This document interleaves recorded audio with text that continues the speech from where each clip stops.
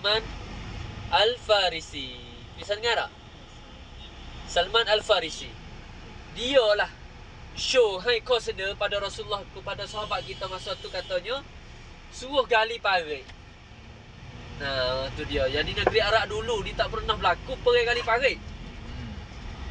Apabila Salman Al-Farisi show sena macam tu, Nabi dan sahabat kita masa tu pun setuju juga. Gali parit bersama. Parit duduk depan tempat kita jalan tadi tu. Kereta-kereta bas duduk lalu tu. Tempat Faidang tadi tu. Yalah parit. Sejik atas tu nampak tak tu? Sejik Ali bin Abi Talib. Ali bin Abi Talib. Ataupun zaman dulu orang panggil camp. Nabi tak camp dia ada 7 camp sini. Ni khemah Umar. Umar di sini.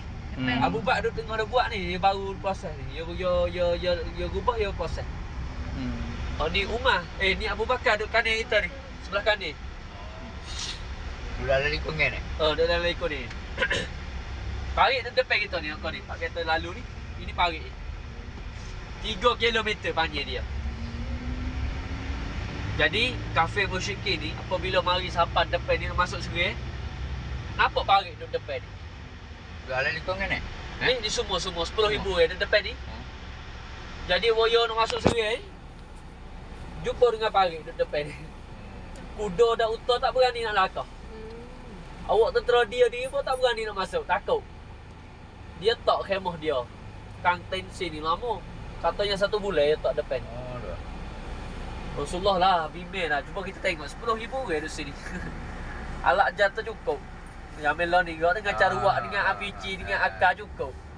Tapi yang dulu, takut dah. Gerung dah sahabat kita di sini ni. Nabi naik tak tu lah. Tetap apa itu? Tetap. Masjid Quba. Kita